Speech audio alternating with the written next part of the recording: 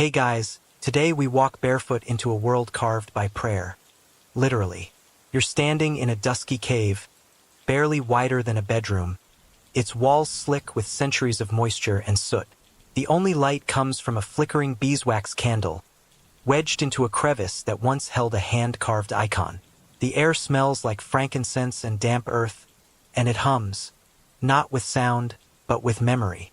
You hear a chant, low and echoing, reverberating off the stone like breath in a hollow chest. It's not in Amharic, not even Greek. It's Guizi, a language older than Latin, spoken now only in prayer. You're probably not surviving this one, at least not without getting goosebumps. So, before you get comfortable, take a moment to like the video and subscribe, but only if you genuinely enjoy what I do here. And while you're here, let me know in the comments. What time is it for you right now, and where in the world are you listening from? Now, let's get started with today's activity. You step deeper into the cave, the stone beneath your feet smooth from generations of silent feet passing through. The silence itself feels ancient.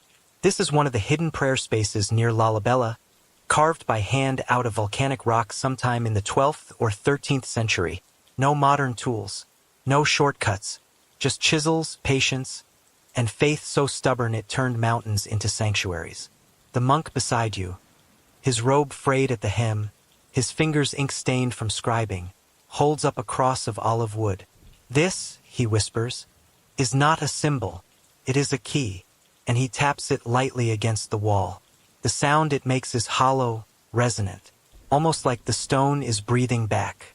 According to oral tradition, passed from elder to novice and never written down, these caves weren't just places to hide or pray. They were sonic chambers, designed to echo the chants of the monks back upon themselves, creating a sacred loop. Every syllable of praise returns like a wave. It's not just prayer, it's communion. That echo isn't just acoustics, it's architecture with intent. And when you sit down cross-legged like the others, and close your eyes, you swear you can hear someone praying beside you, even though the monk never moved his lips. The prayer style here is immersive. Monks use rhythm, tapping staffs gently on the ground, breathing in coordinated sighs, as part of the ritual. It's like joining a living, humming organism. You're not reciting, you're participating in a frequency. And then there's the incense. Oh, you thought this was just about words? No. In Ethiopia, prayer smells. It moves. Frankincense and myrrh, swung from hand-carved censers made of local iron, are not mere decoration. The monks believe the smoke rises with your thoughts, each spiral a whispered message. The thicker the cloud, the closer your soul gets to God. Here's the quirky bit. One 18th century scroll found in a hidden cubbyhole listed donkey sweat as a rare but holy ingredient in incense for major feast days. Historians still argue whether that was symbolic or, well, sweaty. Either way, don't breathe too deeply. And speaking of curious traditions, have you ever tried fasting without moving? That's what some of the elders here do. They don't just give up food, they give up motion. Sitting in perfect stillness for hours, even days. Their belief is that motion attracts worldly distractions, while stillness invites angelic presence. It's not uncommon to find one of them unmoving, eyes open, looking more statue than man. It's also believed that certain rocks here remember prayers. I know it sounds like science fiction, but bear with me. See, one cave wall, nicknamed the Listener, has a distinct patch of stone that's strangely smoother and warmer than the rest. Pilgrims whisper directly into it. They believe that when enough voices have soaked into the rock, the next whisper unlocks the whole chorus. You get not just your own prayer, but everyone else's. A divine echo chamber.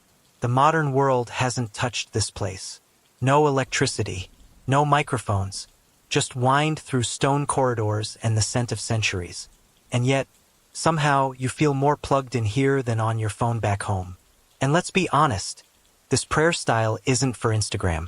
No neon lights, no live stream, but there's something undeniably cinematic about it. Maybe it's the torch shadows dancing on ancient icons. Maybe it's the whispered guizi, the long vowels stretching like fog across a lake. Or maybe it's the way a single candle flickers when you finally let go of your fear and whisper your own prayer into the void. And just so you know, archaeologists have never fully mapped these cave systems. Some believe they connect to an underground network that links to distant monasteries across the country, hidden like roots under a giant tree. But that's the thing, no one agrees. The locals don't measure sacredness by GPS coordinates. They measure it by silence, by presence, by the way your breath catches in your throat when the chant finally stops. One of the oldest surviving manuscripts found here, a fragment, barely readable, mentions a voice that follows you out of stone. Some say it was poetic. Others swear they've heard it. And once, a BBC film crew tried to capture the chants for a documentary. But their audio kept cutting out. Was it equipment failure? Or were they just not invited to listen? You don't really know how long you've been in the cave. Time feels melted, soft, like it's kneeling with you. And as you rise, brushing the dust from your knees, you realize you didn't come here to observe history. You came here to be rewritten by it. And just before you exit, you catch something strange in the corner, scratched faintly into the stone. A symbol, not quite a cross, not quite a script. You ask the monk about it. He just smiles and says, "That's for the next prayer to unlock." You step out of the cave and the light is blinding. After the hushed dark, it feels like waking into a dream. Only this one is carved into the spine of a mountain. Before you, rising out of solid earth as though God pressed his thumb into stone and left a cathedral behind, is Bet Georgis, the Church of St. George in Lalibela. You've seen photos, but nothing compares to standing at the edge of that trench, looking down at a church not built on the land, but cut into it. It's like someone sculpted a cathedral from the world's first thought. You lean over the edge, heart thumping, as the faint sound of prayer floats upward from its sunken courtyard. It smells faintly of dust and juniper and something older than air. This is where heaven met architecture. It's one of 11 churches, all carved out of volcanic rock in the 12th century under the reign of King Lalibela, a monarch who, according to local lore, was instructed in a dream to build a new Jerusalem in Ethiopia after the real Jerusalem was captured. And here's the wild part. Locals still say angels came at night to assist the workers. That's right, men carved by day, angels by night. Try getting that in your building permit. But seriously, historians still argue whether the timeline of construction is even physically possible. The volume of stone removed, the detail of the chapels, the underground tunnels, water channels, and ventilation shafts. It's one of the biggest "how did they do this?" puzzles in the Christian world. And yet, what's even more mysterious than how the churches were made is how they're used. You descend a narrow tunnel, walls close, air cool, your breath echoing like a confession. Suddenly, you emerge into the courtyard of Bet Medhain Elam, the world's largest rock-hewn church. It feels like you're standing inside a cathedral's shadow, except it's all real. Pillars carved to mimic wood, arches that look like they've melted into shape. A monk in white sits beneath one of the stone arches, gently rocking back and forth. He's reciting psalms from memory. No book, just rhythm. You ask how long he's been doing this. 30 years, he says, and I still forget verse 17. He laughs. You laugh. And then he starts to chant again. Prayer here is not a task. It's a tempo, a way of breathing. At certain hours of the day, usually before sunrise and again after sundown, entire groups gather for kidden or covenant prayer. They stand close together in the cold, arms crossed over their chests, leaning slightly forward, heads bowed. No one shouts. No one rushes. Even the wind quiets down. Every sound in this place seems to participate in the liturgy. A bird call, a psalm in disguise, the water dripping from a carved gutter, a metronome from heaven. And when a priest strikes his kebero drum, it's not just music. It's the heartbeat of the faith. One quirky practice you won't find many places else. The barefoot bell walk. There's a tiny passage near Bet Emmanuel where, each morning before dawn, novices walk a 12-step spiral path, barefoot on cold stone, ringing tiny ankle bells as they pray. Each step represents a stage in Christ's passion. If you walk too fast, The bells rattle out of rhythm. The lesson? Prayer should match the beat of surrender. Oh, and the stone itself? Locals believe it's alive. Not in a mystical, talking rock kind of way, but in the sense that it responds to reverence. There's an old belief that if you approach with pride, the stone becomes heavier beneath your feet. But if you come with humility, it carries your prayer up into heaven before your voice even reaches your lips. Imagine that stone as a spiritual elevator. There's even an ongoing legend about a hollowed-out room beneath Bet Meriam, one of the oldest churches, where a monk once vanished during a 40-day fast. They say he was found asleep, face glowing, his body untouched by time. But when they tried to move him, the walls wept. Not metaphorically. Drops of water streamed from the stone like tears. The area was sealed off after that, and no one's dared reopen it since. You walk through tight stone corridors that curve like intestines. Dark, narrow, disorienting. One wrong turn, and you're staring at a blank wall. But take the right turn, and suddenly, a courtyard opens, golden with sun, where an elder teaches a boy how to bow without creasing his robe. The transitions are sacred. Light to dark, silence to chant, confusion to clarity.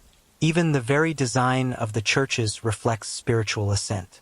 Start low, walk narrow, kneel often, rise slowly, and then there's the festival nights.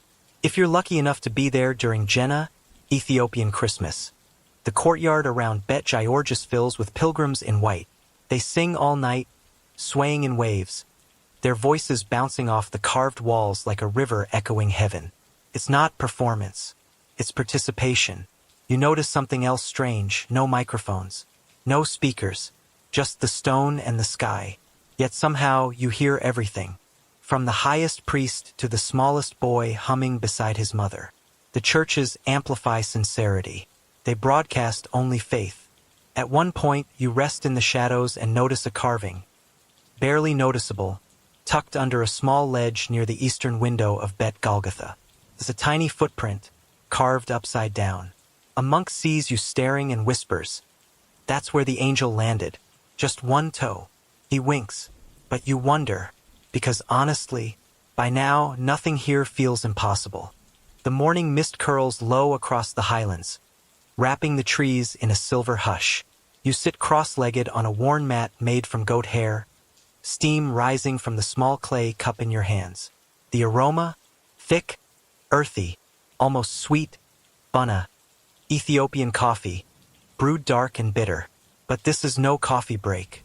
This is a coffee prayer. The monk across from you holds a twig of myrrh in one hand and a censer in the other.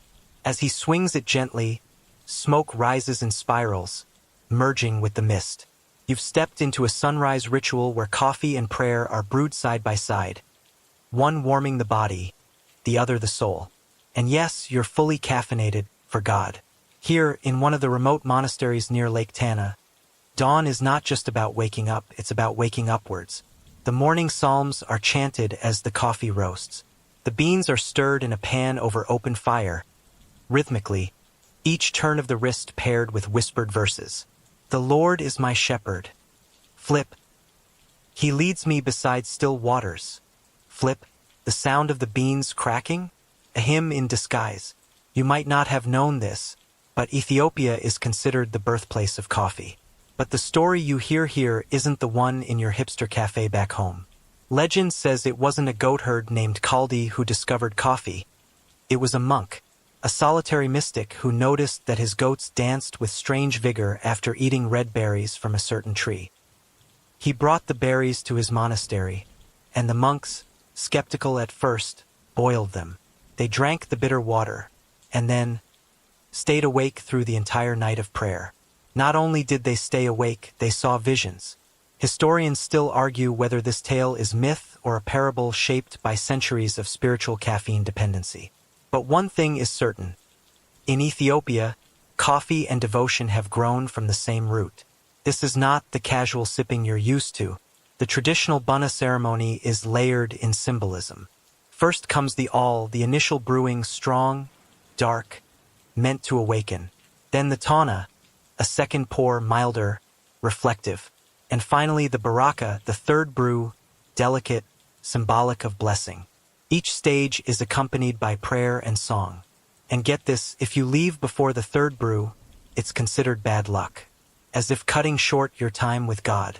So yes, you sit, you sip, you stay. The monks believe coffee is sacred not for its taste, but for its timing. Keeps you alert during the long hours of kaides, a liturgy that can last upwards of 3 hours, sometimes standing the entire time. The prayers rise slowly, like the steam from your cup, and by the time you reach the final doxology, your heart beats in rhythm with the ancient chant. And here's the quirky detail for today. One monastery near Debre Libanos has a silver coffee pot shaped like the Ark of the Covenant. They only use it once a year during the feast of Saint Tekel Haymanot, the saint who, according to lore, stood praying on one foot for 7 years straight. And yes, there's still a stone inside the church believed to bear the imprint of his toes. Prayer posture here isn't just symbolic, it's personal sacrifice. Some monks sleep standing, others sleep not at all. Their goal isn't to impress God with discomfort. It's to strip away all distraction until what's left is pure praise. And the chants? They aren't your usual hymns. They're psalms sung in Guizi, the liturgical language preserved only by faith. It has no country, no capital, no living native speakers. But in these hills, it is fluent in heaven. You don't need to understand the words to feel their weight. The cadence alone carries you like a current. There's something mesmerizing about the way voices layer. Deep bass from the elder monks, light falsetto from the younger ones. It's not harmony in the Western sense. It's more like prayer in stereo. And just when you think you're about to drift into a holy trance, bam, a goat sneezes behind you. That's your second light joke, by the way. You've got one more coming. You laugh quietly, and the monk beside you smiles. Even goats must greet the Lord, he says. One of the most intriguing aspects of these early morning rituals is the absence of clocks. No one watches the time. No bells strike the hour. Instead, the cycle of prayer is marked by natural signs. The rooster's crow, the shift in the wind, the first shaft of sunlight that strikes the chapel door. Time here is sacred not because it's measured, but because it's offered. After prayers, you follow the monks to the edge of the monastery where they wash their hands and faces in silence. The basin is carved from rock, and the water comes from a nearby spring, said to have been blessed by an angel who once appeared here in a dream. Whether that's true or just a pious tale, well, historians still argue about that too. But you splash your face anyway, just in case. The monastery cat curls around your feet as you dry off. Someone begins reciting Psalm 121. I lift up my eyes to the hills. Where does my help come from? You look up instinctively. The hills here are steep, green, endless. And somewhere, above those hills, the morning sun finally breaks through. And for a brief moment, the mist clears. You see the lake in the distance, shimmering like a mirror held up to heaven. And in the reflection, just maybe, you see yourself not as a visitor, not as a stranger, but as someone who's begun to pray with the land. The coffee is gone. The prayers linger. And the sun, at last, is fully awake. You follow a winding path down into the edge of the Ethiopian desert. The air thins, the heat thickens, and the landscape flattens into a sweeping plain of golden sand and stubborn shrubs. There are no roads here, no signs, just a goat track so faint it looks more imagined than real. And yet, someone's been walking this way for centuries. You spot the hermit before he spots you. He's sitting under a rock ledge, cloaked in tattered white, his beard long enough to braid into a belt. Around him, stacked carefully in rows like holy dominoes, are palm-sized stones with ancient script carved into them, each one a verse from the Psalms, not written on parchment, not painted, carved into stone. This is the hidden world of the desert hermits, solitary men of God who carry scripture not in books, but in their very breath. They call them the psalm knowers, and if you ask how many psalms they can recite, all of them, they say, backwards. You blink. Backwards. The monk nods solemnly. To confuse the devil. That's your quirky fact for today. According to some desert traditions, when you recite scripture backward, It disrupts the pattern demons use to follow your prayers. Like holy encryption. Whether it's theology or strategy, you have to admire the creativity. And speaking of strange, there's a saying out here among the hermits. The wind remembers what the monks forget. They believe that if a prayer is sincere but interrupted, say by hunger or fatigue, the wind carries the unfinished syllable until someone else, somewhere, picks it up mid-breath and completes it. Prayer is not just individual. It's a network, woven invisibly across miles of sand and stone. You sit beside the hermit as he traces letters in the dust with a twig. He's blind in one eye, mostly deaf, and still sharper than a room full of theologians. When you ask why he came out here, he shrugs and says, to forget the world, and to be remembered by God. His hut, if you can call it that, is no bigger than a phone booth. Inside, you find a mat, a cross made of braided reeds, and a single page from a Vedas Mariam, a book of praises to the Virgin Mary. It's yellowed, cracked, and held together with goat sinew. The words are nearly faded, but the edges are worn soft from countless fingers. This page, it's read aloud every Friday before the sun rises. Always barefoot, always in a whisper, because here in the desert God is listening, but only to those who aren't shouting. And here's where it gets stranger. Some of the hermits don't speak at all. Not for years. They communicate with symbols. Crosses drawn in the air, taps on stone, long glances toward the sky. One hermit famously didn't utter a word for 17 years and only broke his silence when a lion wandered into the prayer circle. He looked up and said, "Not today." The lion left. True story, well, depending on which monk you ask. Historians debate whether these stories are literal or allegorical. But even if they're embellished, their effect is the same. Reverence. Mystery. Awe. You spend a night in one of the nearby caves. Less cave, really, and more a small dent in the earth. The stars above are blinding. The wind sings through the rocks like a flute, and the sand shifts beneath your mat like a restless sea. You try to sleep, but the quiet is so complete it keeps waking you. At some point, a monk walks past in the dark. He's murmuring a psalm, not loudly, not performatively, just steadily, as if walking and praying are the same act. No flashlight, no shoes, just trust. You wonder what it's like to live this way, to leave behind every noise, every screen, every urgency of the world, and trade it for a rhythm of solitude, scripture, and sunrises. No one tracks your progress. No one records your prayers. And yet, somehow the desert remembers. One hermit you meet lives beside a natural stone arch. He believes it's a listening gate, a place where prayers pass through more easily into the divine. He ties feathers to the stones, saying they help lift the syllables. You smile, thinking he's joking, but his face remains serious. Do not make prayers too heavy, he warns. God likes to carry light things. And that brings us to one of the oddest moments in your desert visit. The sandstorm choir. It sounds like a fantasy, but once a year, during the feast of St. Abbo, the hermits gather in a hidden ravine. They stand in a line, shoulder to shoulder, and begin chanting Psalm 29 as the desert winds rise. The sound, the real physical sound, starts bouncing between the cliffs. And just as the psalm reaches its crescendo, a windstorm howls through the canyon like a trumpet. Feels like the earth is singing back. You can't prove it. No one records it. But those who witness it never forget. It's not on YouTube. It's written on the soul. And as the storm passes, the hermits bow their heads in unison, raise their hands, and fall silent. Because out here, silence is the final amen. Before you leave the desert, the elder hermit offers you a gift. A tiny stone, carved with a single letter from Guizi. He places it in your palm and closes your fingers around it. This is a beginning, he says, not a souvenir. You slip the stone into your pocket and begin the long walk back, the wind now at your back, whispering something you almost understand. The climb is steep, the kind that makes your calves ache and your breath short.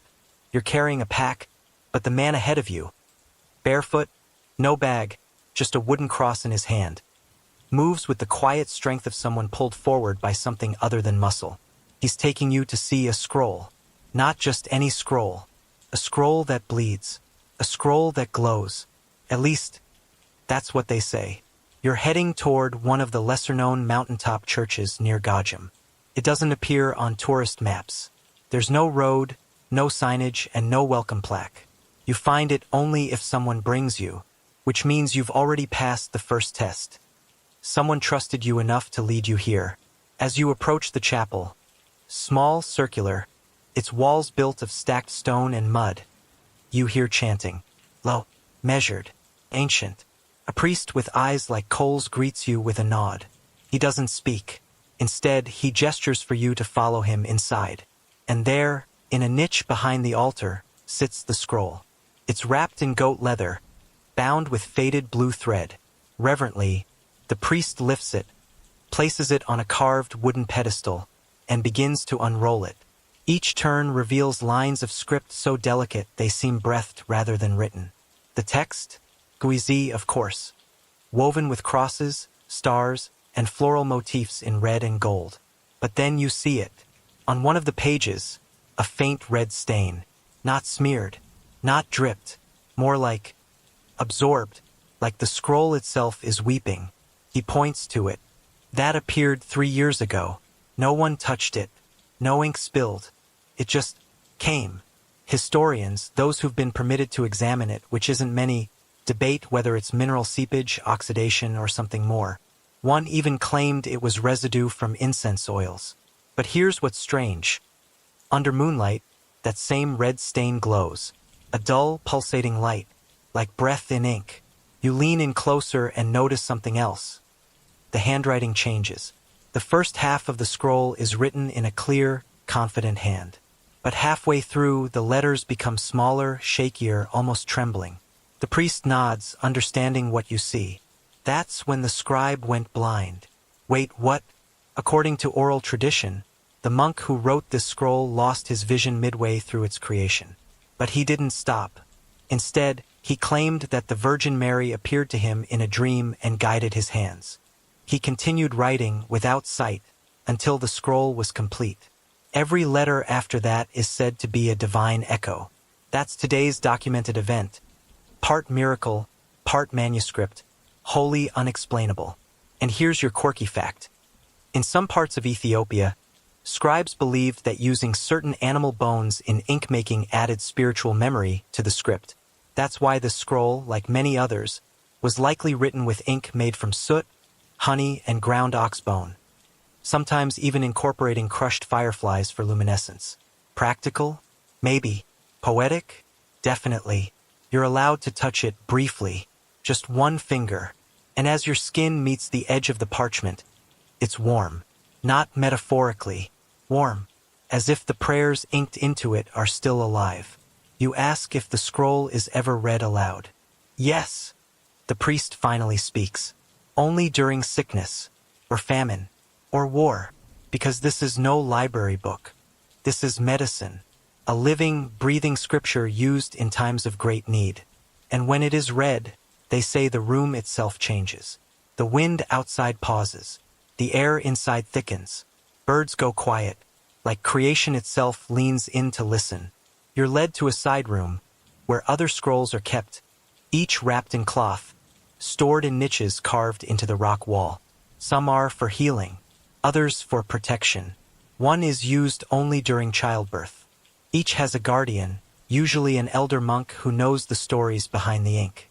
One elder, barefoot, toothless, radiant, shows you his own scroll.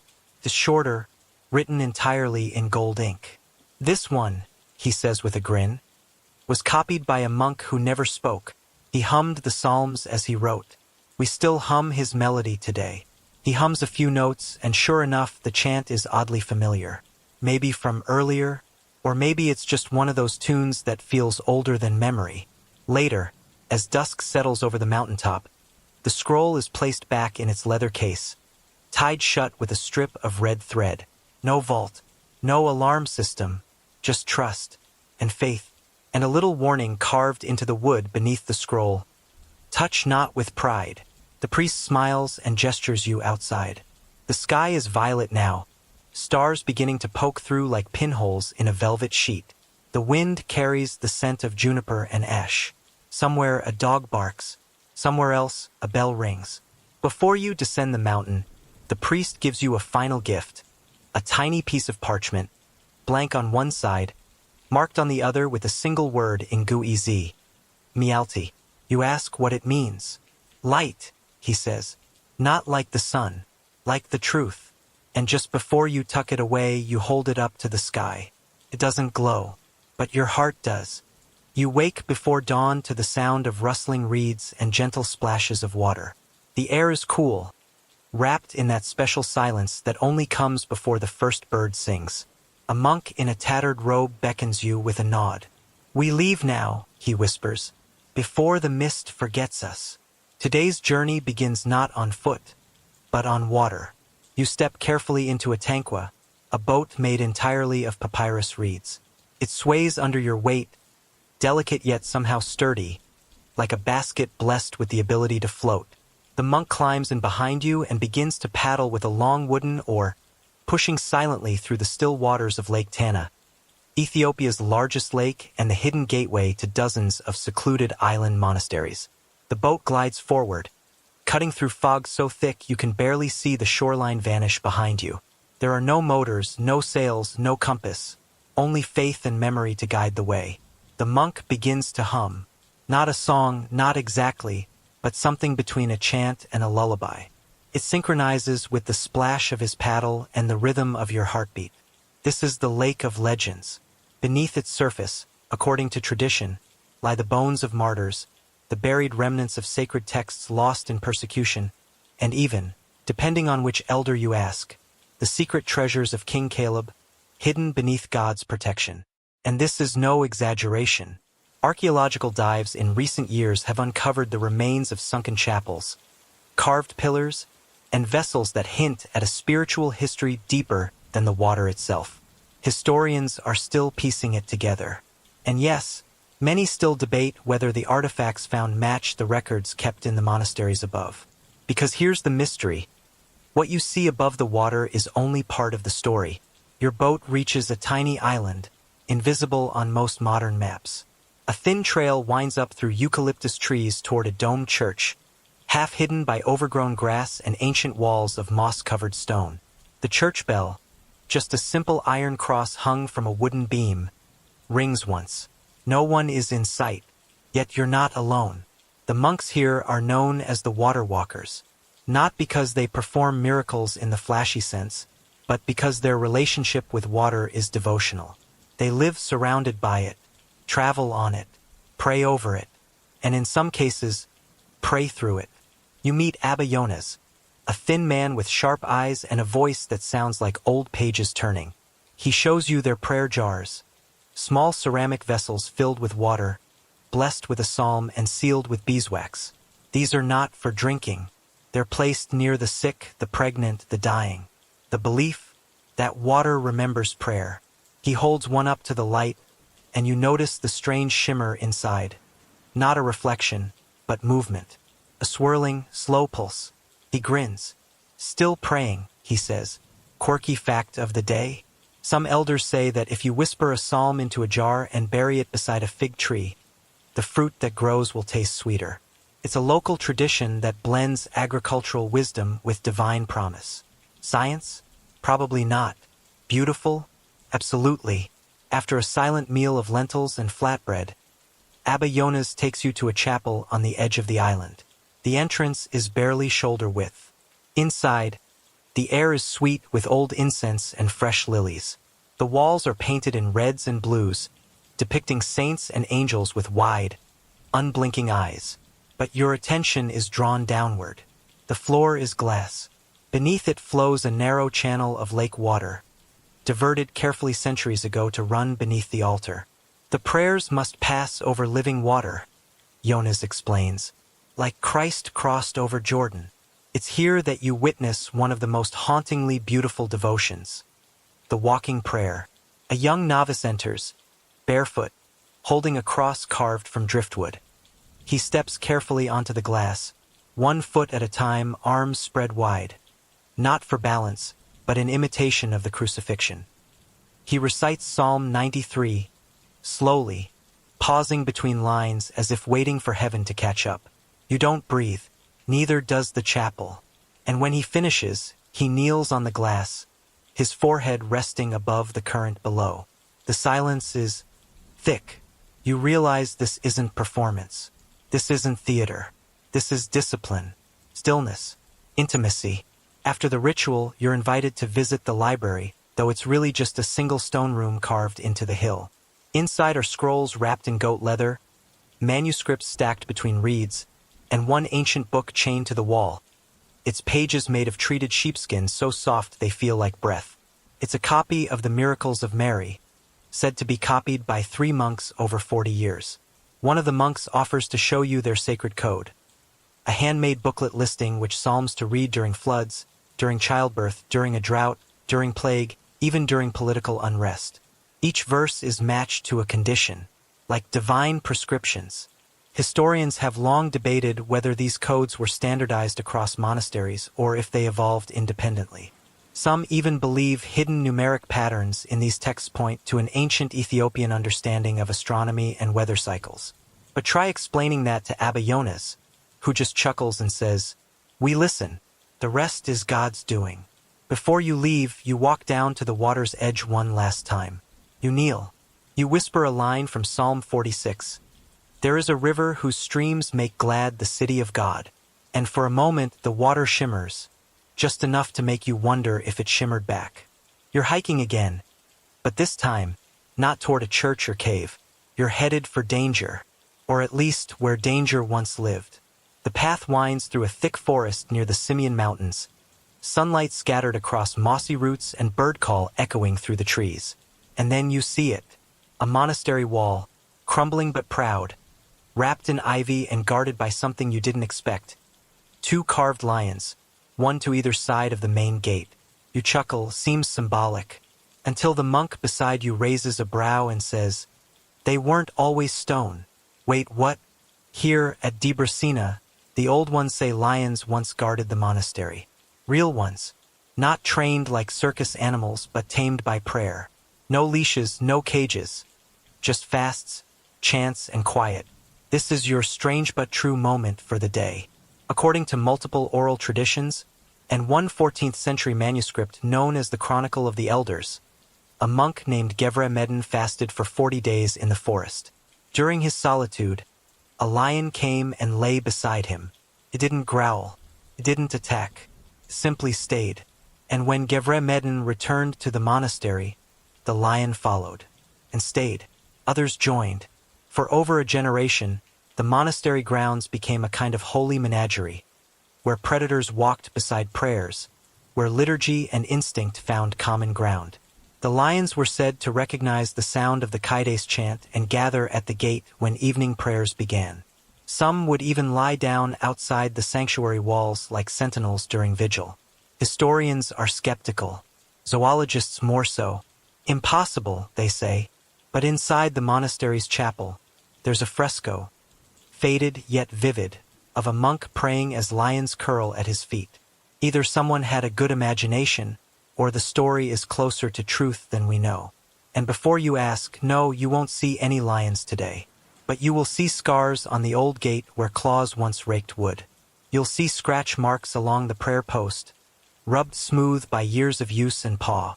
And you'll see the monks still leave milk at the edge of the forest every evening, just in case the guardians return. Inside the church, things are quieter. You sit on a wooden bench, watching the monks sing the midday prayer. A single drum keeps time. One elder stands with a lion hair brush in his hand, not for writing, but for blessing. He brushes it gently over the heads of kneeling worshippers, murmuring verses from Psalm 91. You will tread upon the lion and the cobra. The symbolism isn't lost on anyone. And here comes the light joke for today. One monk tells you, deadpan, that the lions were better than tourists. Quieter, he says, and they didn't ask to take pictures. You laugh. He doesn't. There's a lesson here, maybe several. 1. Fear can kneel before faith. 2. The wildest parts of ourselves may not need to be tamed. just invited into prayer. And 3, history remembers what obedience forgets. The monastery grounds still hold echoes of the past. One corner features a small hut made entirely from woven branches, where a monk lived for decades, never once leaving the perimeter. His devotion, to pray until the lions returned. He died without seeing them, but the elders say a lion's roar was heard the night he passed. Coincidence? Who knows? But it makes for a good story. And here stories matter. You're led to a small museum at the back of the compound. Really just a stone room with a locked wooden chest. Inside are lion bones. Real ones. Tagged and dated. No one's sure whether they belong to the guardian lions or not. But the monks treat them with reverence, not curiosity. One bone is kept in a velvet pouch and brought out only during times of national crisis. They call it the bone of watchfulness.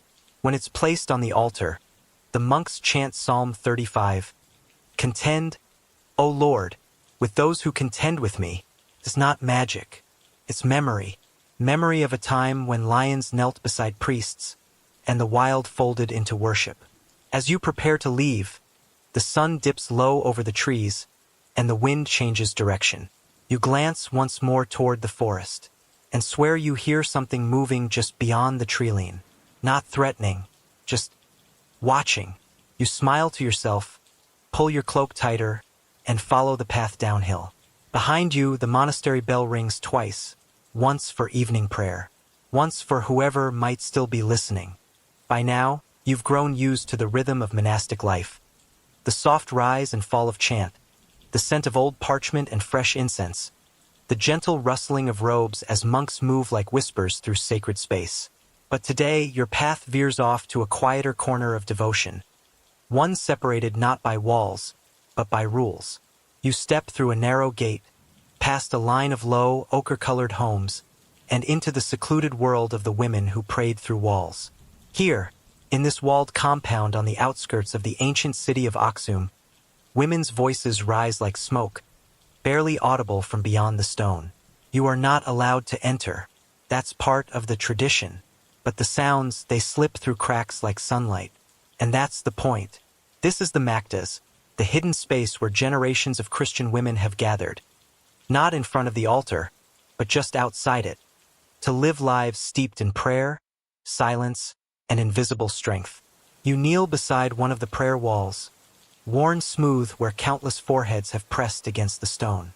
A nun inside is speaking softly, steadily, in Guizi. Her voice trembles like candlelight in wind. The stone between you hums.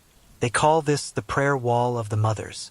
According to the oral tradition, it began during a time of plague in the 10th century, when women were barred from entering public worship.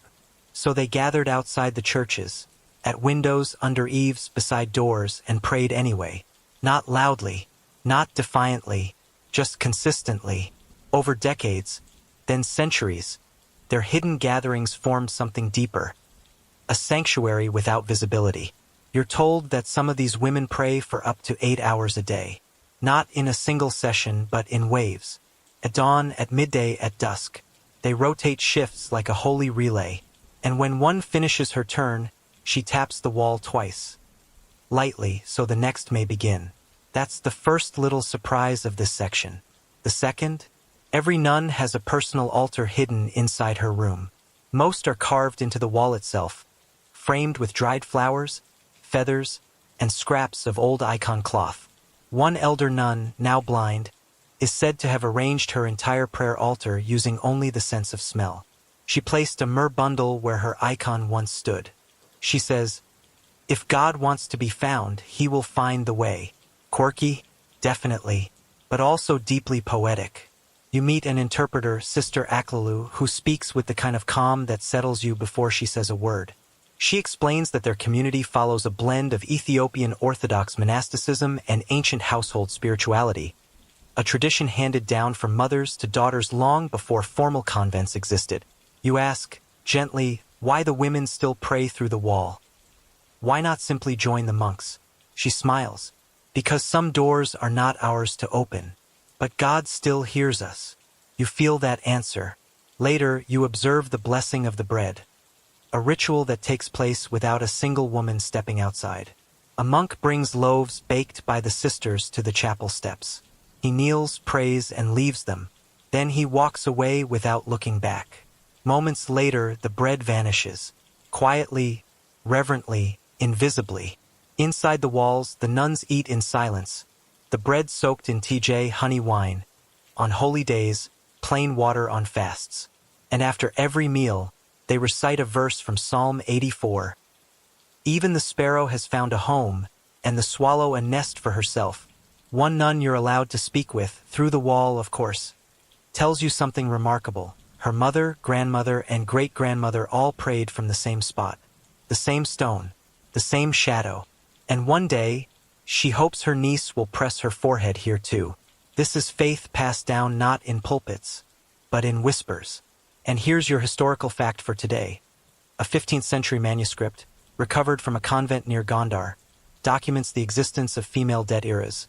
Lay scholars who memorized vast portions of liturgy, served as exorcists, and healed the sick using prayer and herbs. While largely absent from later records, the tradition survives in these enclosed communities where women still chant full psalms from memory.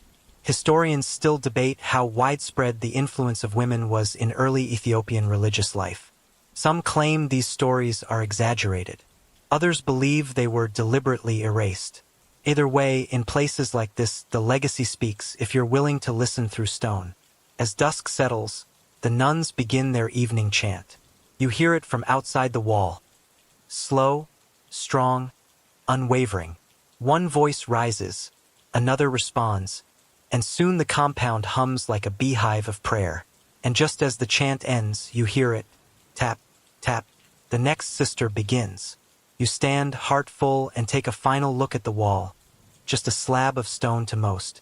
But to these women, there's a window, a bridge, temple gate. And as you walk away, you realize God does not only hear the loudest voices. Sometimes he leans in closer for the quiet ones. You haven't slept. Not because you're restless, but because tonight you're not supposed to. The monastery lies in shadow, wrapped in the kind of silence that isn't empty but expectant.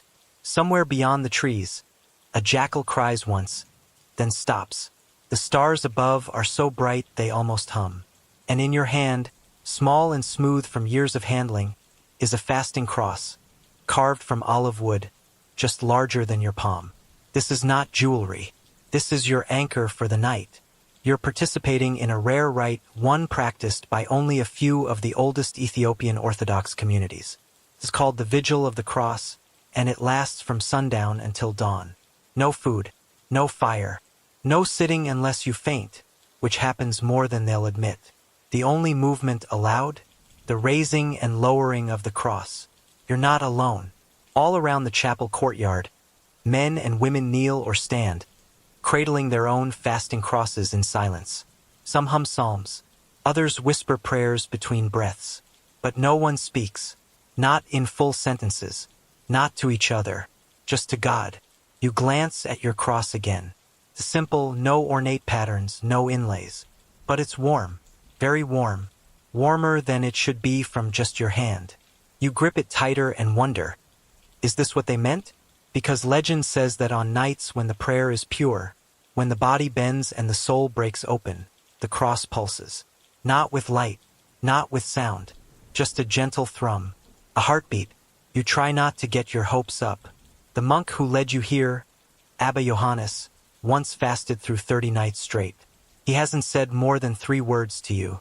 But earlier, as the sun dipped low and the stars began to bloom, he placed the fasting cross into your hands and whispered, "Hold it like breath. That's your strange and poetic advice for the evening." And now you're doing exactly that. The vigil begins with a chant from inside the chapel. A single voice, soft and cracked with age. It starts on a low note and climbs slowly, each syllable climbing the walls like ivy. Outside, you and the others sway slightly to the rhythm. Not choreographed, just responsive. After an hour, your knees ache. After 2, your stomach growls. After 3, your thoughts begin to wander. To your home, your phone, a warm bed, a morning coffee. But then, Someone near you begins the Psalm of the Cross, and everything sharpens again. O Lord, rebuke me not in thine anger. You whisper it too, not because you remember all the words, but because the words remember you. Here's your quirky detail. Some of the older monks wear leaves of the olive tree tucked behind their ears during vigil. They say it keeps the devil from whispering lies. One monk claimed it also repelled mosquitoes. The other said that was probably just a bonus. Hours pass. The moon arcs across the sky. A baby cries somewhere in the village below. The cold sinks into your shoulders. But your hands are still wrapped around the cross. And that's when it happens. You feel a thump. Small, gentle, like a frog jumping in your palm. Or a heartbeat. You freeze. It happens again. You look around. No one else moves. No one reacts. So you squeeze the cross slightly harder. Still warm. Still pulsing. Not fast. Not loud. Just steady. You don't cry. But you almost do. Historians have tried to explain this phenomenon. Some call it psychosomatic, an expectation so strong it becomes sensation. Others argue it's body heat, wood expansion, nerves playing tricks. But then again, historians weren't here, were they? Later, you're taken to the side chamber where the fasting crosses are carved. It's a tiny workshop, barely large enough to stand in, with curls of wood littering the floor and the smell of sap hanging thick in the air. The carver is a man in his 80s, nearly blind, but able to carve by feel alone. He doesn't speak, but gestures for you to sit. He takes your cross, turns it in his hands, and smiles. Then, he places it against his forehead and whispers, "This one remembers." You don't know what he means, but he does. And now, so do you. As dawn creeps in behind the chapel walls, the chant returns, this time with 2 voices, then 4. The sky lightens and you stand for the final prayer. Your legs shake, your stomach aches, but your hands? They're still warm, still full. And as the sun breaches the mountain ridge, everyone lifts their fasting crosses together. You do too. And in that moment you swear, just for a breath, that your own pulse matches the rhythm of heaven. Morning hasn't quite arrived. The sky is that deep blue just before sunrise, the kind that feels like the world's holding its breath. You're walking through a narrow passage beside a hilltop church, barefoot, led by a man who hasn't spoken since you met him. He carries a drum under one arm and a prayer book under the other. This is where sound becomes sanctified. The path opens into a circular courtyard made of sun-baked earth. In the center is a kebero, a large ceremonial drum placed on a carved stone stand. It's not played like a Western drum. It's not meant to keep time. It's meant to call angels. That's not metaphor. That's the belief here. You sit on a low stool as the prayer drummer. His name is Tedes. Wraps a thin white cloth around his head and places his hand gently on the top of the drumskin. His fingers pause, and then boom, a low, thunderous pulse rolls across the courtyard, up the stone walls, and vanishes into the sky. You feel it in your chest before your ears even register the sound.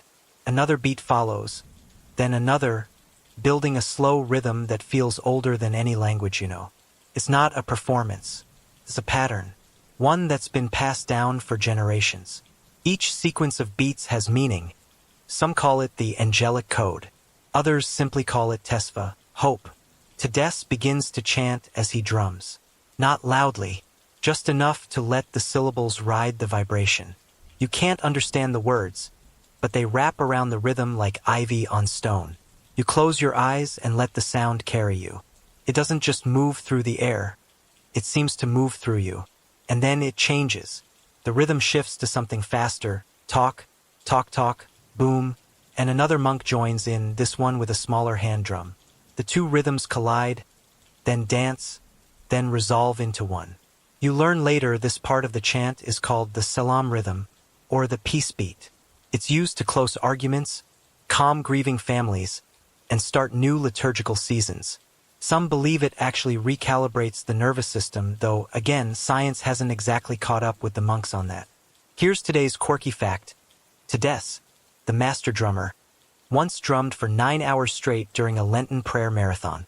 When asked how he didn't collapse, he simply replied, The drum carried me. According to monastic tradition, the Kebro drum was first revealed to a desert saint in a dream.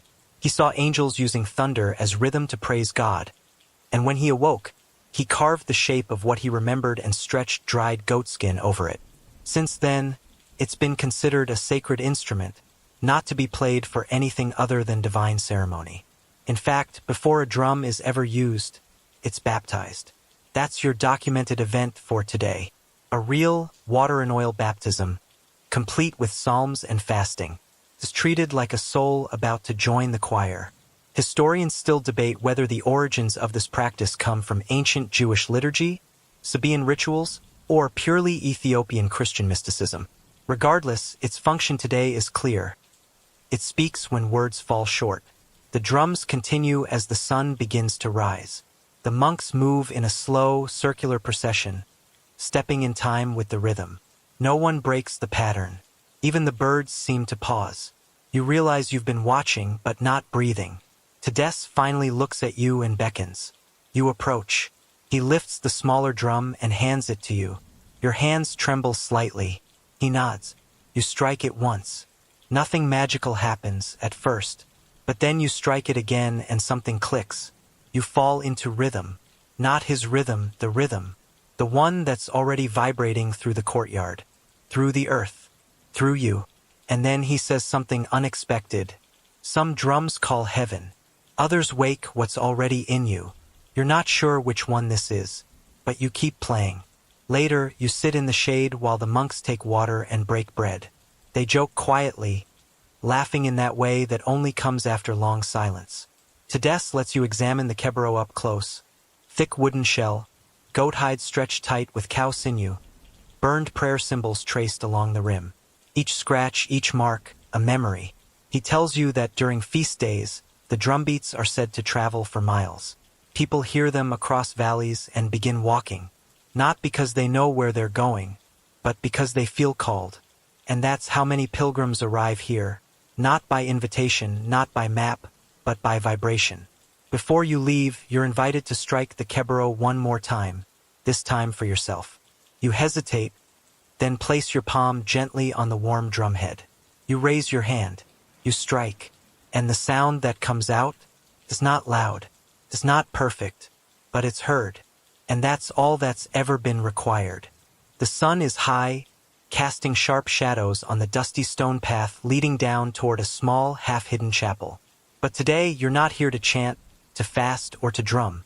Today, you sit beside an old man hunched over a wooden table, carefully grinding something dark between two stones.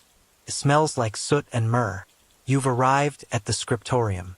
No, not the kind with printing presses or digital tablets. This is the original kind, where words are made by hand, prayer by prayer, line by line. The monk's name is Abba Melaku, and his fingers are permanently stained with black. Not from dirt, from ink. You watch as he mixes the powdery soot with drops of honey and water.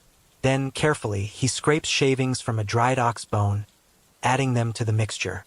For memory, he murmurs. Wait, what? Yes, here's your quirky fact of the day. In parts of Ethiopia, scribes believed that bone ink helped anchor the prayer into the parchment, that the ink, drawn from what once lived, could carry the spirit of endurance. And so, your words wouldn't just mean something, they would last. You sit across from him, watching as he dips a long quill, made from a vulture feather, into the ink and begins to write. His Guizi script curves across the page like flowing branches, each letter carefully spaced, each stroke steady, as if God himself were watching every mark. Because here he is. Melaku doesn't speak much, but when he does, it's always in Proverbs. Ink is the shadow of the word. He tells you, not looking up, and the shadow never lies. He's writing a protective scroll, one that will be worn in a leather pouch around someone's neck. These are called kitab, handwritten prayers and scripture bound tightly, believed to offer protection from illness, curses, or spiritual attacks. It's not superstition here, it's lived theology. You ask how many scrolls he's made in his life. Not enough, he says. Never enough. He pulls out an old roll, cracked and brittle, and unrolls it carefully. Inside is Psalm 91, flanked by intricate symbols. Eyes, birds, crosses, and spirals. The scroll is stitched onto cowhide parchment, smoothed with flat stones. But here's the twist. Some of the letters are faded red, not black. These, he says, pointing, are written in blood. You freeze. He smiles gently. Not human blood, but from the pomegranate tree, mixed with holy ash, used only when writing the names of angels. Your historian brain is firing now. Yes, there are written records describing this exact practice. A 13th century monastic rulebook from Gondar even specified the ingredients. Soot for the body of text, bone for endurance, and red pomegranate for sanctity. But seeing it, smelling it, watching it poured from a cracked clay vessel? That's something else entirely. You move to the second room, if you can call it that. More like an alcove carved into rock, lit by a single shaft of light from a hole above. Here, parchments dry flat beneath stones. Some bear prayers, others bear illustrations. Saints in profile, dragons beneath their feet, and once, astonishingly, a map of heaven, drawn as concentric circles with gates guarded by fire. And in one corner of the room you spot something strange. A scroll that is sealed shut with wax and string. You ask about it. Melika's eyes narrow. That is not to be opened until the child it was written for reaches age 70. Why? You ask. Because some prayers are stronger with patience. That's your quote of the day if you needed one. Outside, a younger scribe is working under a shaded awning, copying the Gospel of Mark from memory. He wears no glasses. He carries no reference, just rhythm and recollection. You ask how he avoids making mistakes. He shrugs. When your hands are trained by fasting, your mind does not wander. You suddenly feel very, very caffeinated and spiritually underprepared. But that's the thing here. Scribes aren't seen as scholars. They're seen as priests of the page. Every letter is a petition. Every word is a liturgy. And every finished scroll isn't a book. It's a blessing. One of the elder monks tells you that in some villages, families pass down a single scroll for generations. Not to read, but to keep near the bed of the sick. To be opened when children are born. To be buried beside the faithful. You wonder how many prayers you've scrolled past in your own life. Unseen, unread, unwritten. Before you leave, Melika ties a string of dried inkstone fragments around your wrist. For protection, he says. If it breaks, write a psalm. You thank him. He nods, dips his pen again, and returns to the page. Silent, steady, holy. And as you walk back through the shaded path, your fingertips still smudged with ink, you realize some prayers are never spoken aloud. They are written. The moon is rising, fat and golden over the low hills, and you're walking with two monks into the open countryside, far from the stone chapels and scriptoriums of earlier days. There's no path, just dust, dry grass, and the sound of insects rising like a low chorus in the dusk. You've been told to bring nothing, no light, no water, not even shoes, because tonight you're entering what they call the field of fire. It's not literal fire, it's prayer, and maybe something more. Your destination is a rocky clearing at the edge of a cliff, where a half-dozen monks gather weekly under the stars for what they call the Night of the Holy Flame. It's not part of any official liturgical calendar. No tourist ever sees it. This is one of the church's deeper devotions. Half mystery, half endurance test, and wholly unforgettable. You arrive just as one monk lights a small bundle of dried grass. He murmurs a psalm. Then another adds something strange to the flame. Small flakes from a brown pouch. What is that? You ask. Hyena fur, he replies. Okay, that's your quirky moment of the day. In this part of the country, hyenas are not just scavengers. They're spiritual symbols. Dangerous, yes, but also respected. In some local traditions, they represent temptation, fear, or even demonic interference. So burning their fur during prayer is a symbolic act, a defiance, purification. And here's what's wild. Hyenas actually do linger near these gatherings. You hear one now, its laugh-like call echoing from somewhere in the hills. But the monks don't flinch. One even smiles and whispers, "She's come to listen." You settle into a circle of stones. The fire is small, crackling gently.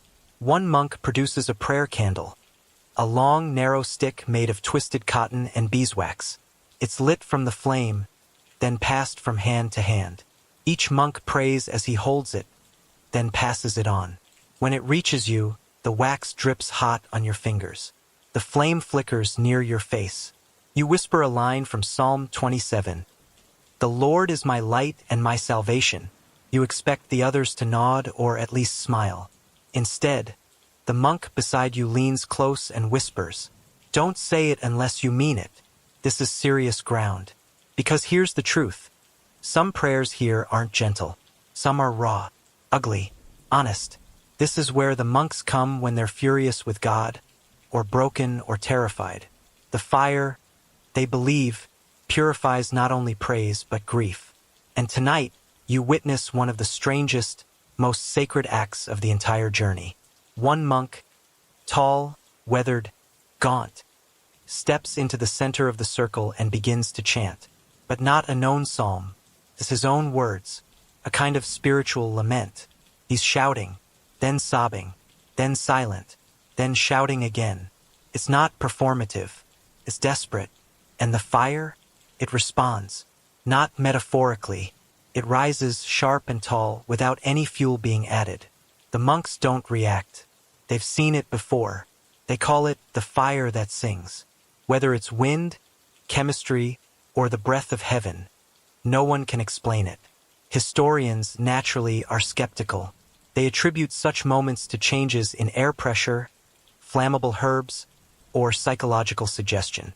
But then again, most historians haven't sat in a circle of barefoot monks under a sky so full of stars it looks like it's breathing. As the night wears on, each monk approaches the fire in turn. Some kneel. Some just stand quietly. One simply lays a hand on a rock and prays without words. It's communal, but not choreographed. Everyone knows what to do because they've done it for years.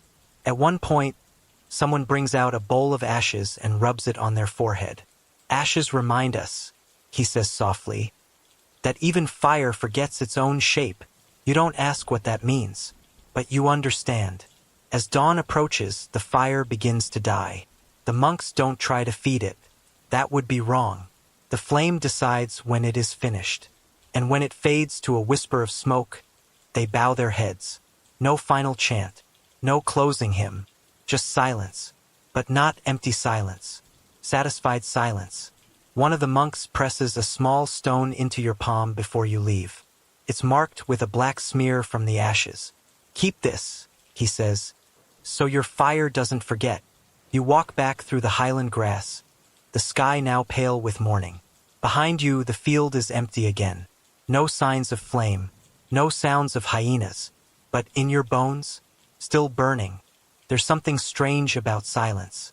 Not the kind where no one talks, but the kind where even your thoughts get quiet.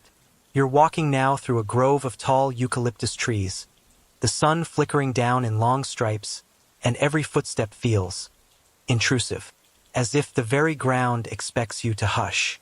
This is Wukro Medhain Elam, one of the more remote monasteries in Tigray. But you're not here to talk. You're here to listen, or more precisely, to not listen to yourself. You've arrived at a silent retreat, the kind that goes beyond no talking rules. No gestures, no reading, no notes, no eye contact, just prayer, stillness, and a quiet so complete, it makes your ears ring. You're led to a small stone room with no windows and one simple mat. A monk nods at you, places a hand on your shoulder, and whispers your only instruction. Let the silence say what you can't. That's your gentle hook today. Because over the next 24 hours, you'll learn what Ethiopian monks have practiced for centuries. That silence isn't emptiness. It's a form of worship. It begins slowly. First, your mind runs wild. Grocery lists, old regrets, imaginary arguments. But over time, something shifts. The noise inside your head gets tired. The volume lowers. You begin to notice things you never would have otherwise. The rhythm of your own breathing, the wind brushing across stone, the faint vibration of footsteps through the floor. And outside your cell, in a separate building, 12 monks are doing the same. They believe that in silence, the devil loses his grip. Because temptation, fear, even sin, they all rely on conversation. Silence is like fasting for the soul. You deny yourself not just food, but explanation. You sit with the unanswered. You let God speak first. Here's today's strange but true detail. Some monks train themselves to go entire months without speaking, using only ancient sign language known as sima toi, passed down through monastic lineages. The gestures are graceful, almost dance-like, and known only within the order. Outsiders have tried to catalog them. Most fail, because unless you live it, you won't feel it. One monk told a researcher that using too many words in prayer is like yelling at someone who's already leaning in. That's your second joke. By the way, God has good ears. You don't need to shout. Around noon, you're taken into a central prayer chamber. Still no speaking. The monks gather in a wide circle. No instruments, no chant, just posture. Some stand, others kneel. A few lay prostrate on the cold floor. For 30 minutes, no one moves. You realize something startling. You've never been this still. Even your eyes slow down. You stop looking for meaning in the room and start noticing being in it. The curve of an arch. The echo of a footstep far away. The way the dust sparkles when it drifts through a sunbeam. And then, at exactly the right moment, a monk walks silently to the center and lights a single candle. Nothing else happens. That's it. But somehow, it's everything. After sunset, you return to your cell. You lie on the mat, and you begin to understand the third truth of this place. That silence is not the absence of sound, but the presence of God. Here's your historical note for the day. Ethiopian monastic orders, particularly the followers of Saint Tekel Haymanot, integrated long-term silence into their rule as early as the 13th century. Some even developed written silent hours to divide the day, where vocal prayer was replaced with interior meditation. This wasn't just mystical, it was psychological genius. Even modern psychologists recognize that silence can calm the nervous system, deepen spiritual insight, and build emotional resilience. But don't tell the monks that. They're not interested in brain scans, just in holiness. As the night deepens, you hear a soft knock at your door. A monk leaves a bowl of lentils and flatbread. No words, just a nod. You eat in the dark, chewing slowly. Every bite feels sacred. Before you sleep, you kneel on the mat and place your palms open on the stone floor. No words come, and that's okay, because here, prayer doesn't need a voice. It just needs a heart that's finally quiet enough to listen. The path this morning leads not up a mountain, nor across a lake, but into a shallow ravine carved by wind and time. The rocks here are orange and gray, stacked like pages of a book half buried in dust. The air is dry and still. You've been told you're going to visit the story of a man who never finished his last prayer. Which, let's be honest, sounds a little eerie. But that's what brings you to a cave known only as Kelhi Jebriel, the Whispering Mouth. A young novice leads you in. It's small, not much more than a hollowed-out dent in a hillside. But even before you step inside, you can feel it. Something lingers here. The air is warmer than it should be. The light seems to bend differently. And in the very center of the cave, surrounded by stones shaped like kneeling bodies, lies a rough wooden plank, long abandoned. It was once a desk, the final desk. This is where Abba Zemikael, an 18th century mystic revered across northern Ethiopia, spent the final years of his life in isolation. He lived in this cave, slept on that slab of wood, drank from the spring nearby, and prayed constantly. But one day, in the middle of a psalm, with no sign of illness or fatigue, he simply stopped. He fell forward, and never moved again. The final line he was chanting, Psalm 119, "Let my soul live, and it shall praise thee." That's where his voice ended. But that's not the strange part. The strange part is what came next. For weeks afterward, visitors reported hearing his voice still echoing through the cave. Soft, unearthly, repeating that same verse, over and over. Some still claim they hear it, especially during Lent or on foggy mornings. You sit on the stone bench and close your eyes. The silence is deep, absolute. But then, just maybe, you hear something. Or was it your own breath? No one agrees. Historians chalk it up to imagination, or wind patterns, or the acoustic trick of curved stone. But the monks, they say his spirit finished the prayer his body could not. One thing's certain. His story hasn't been forgotten. On the cave wall, etched faintly into the limestone, are hundreds of carved crosses, pilgrims marking their visits, some barely scratches, others full of ornate loops. Each one is a quiet testimony. I was here. I listened. Outside, the spring still trickles nearby. You kneel beside it, cupping water in your hands. The monk beside you explains that this water is believed to be purcharged. Not holy in a bottled kind of way, but spiritually tuned by centuries of whispered psalms. Every Friday, a few monks come here to pray the Vedes Mariam, a collection of praises to the Virgin Mary, and leave small offerings. Olive branches, salt, and once, oddly enough, a carved flute. He liked music, one old monk says with a smile. There's even a tiny wooden altar in the back of the cave that no one touches anymore. It's too sacred, or too haunted, depending on who you ask. A cracked icon rests above it. The Archangel Gabriel, his wings nearly faded, his eyes forever alert. And then there's the real mystery. Just behind the altar, hidden beneath a loose slab of rock, monks once discovered a sealed leather pouch. Inside, a single page, handwritten, faint, in Guizi. But the words, they weren't scripture. They were personal. Prayer. To God, yes, but raw, confused, even angry. Why do you hide when I knock? Why do you wait when I burn? Answer me before my voice fades. It's believed Abba Zamikael wrote it in his final weeks. A journal of sorts. Proof that even the holiest struggle with silence. That's your documented event for today. Still kept in a private collection at a monastery archive. Rarely shown. Never copied. As you leave the cave, you're handed a small stone. Flat, circular, etched with a spiral. It helps you finish prayers you've forgotten. The novice says with a wink. The symbolic. Probably. But that's the beauty of this journey. Isn't it? You came looking for ancient tradition. Instead, you keep finding holy human beings. Flawed, passionate, afraid, persistent. Just like you. And in the air around you, in places where no voice should remain, you keep hearing echoes. Maybe it's stone. Maybe it's the soul. Either way, it stays. You're nearing the end of the journey. Your sandals are worn thin. Your hands still bear the scent of incense and ink. And your mind, once racing with curiosity, is now quiet, softened by the weight of so many prayers that weren't even yours. But this final place, this one belongs to everyone. You're climbing the side of Abuna Yosef, one of the tallest peaks in Ethiopia. The air is thin, the wind fierce. It carries with it the smell of earth, stone, and something vaguely electric. Your guide, an elderly monk with snow-white eyebrows, says little as you hike. But just before reaching the summit, he stops. Do not speak when you enter, he says.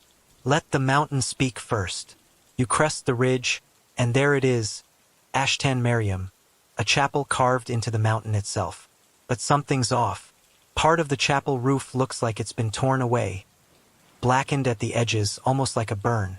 Yet the walls stand firm. The altar inside, still whole. The cross is unbroken. You've heard the story already. Everyone in the surrounding villages has. During the Feast of the Transfiguration years ago, a storm rolled in. Thunder shook the stones. Lightning forked the sky. And in one instant, a bolt struck the very top of the chapel. The worshippers inside were singing. And yet no one was harmed. Not even a scratch. The only thing damaged was the roof, shattered as if to let heaven in. Locals call it the breath of God. Scientists investigated, of course. There are published reports explaining the angle of the strike, the conductivity of the stone, even the possibility that a nearby tree absorbed the worst of it. But the monks don't debate. They just smile and say, "It was his hand, gently knocking." You walk inside. There's no artificial light, just the sun pouring in through the broken roof. Dust dances in beams across the floor like drifting incense. A young novice kneels beside the altar, eyes closed, lips moving silently. His shadow stretches behind him like a cloak. Here's your strange but true detail. The chapel's floor tiles have tiny copper wires embedded beneath them, not modern, not connected to anything. Just narrow bands running in strange curves. No one knows why. Some believe they were used to direct rainwater. Others say they're part of an ancient pattern to channel prayer. No records, no blueprints, just mystery. You kneel at the back and let the silence wrap around you. There's nothing to do here, nothing to ask for, no list to recite, just presence. You remember something one monk said days ago. If you don't know what to pray, pray your breath. So you do. Like the mountain itself. The final ritual is simple but profound. Each pilgrim is handed a small shard of the broken roof, charred, rough, shaped like a jagged leaf. You're told to hold it during your final prayer, then leave it on the stone steps as you exit. Let what burns stay behind, they say. You don't need instructions. You hold the shard, you pray, and then, without fanfare, you set it down.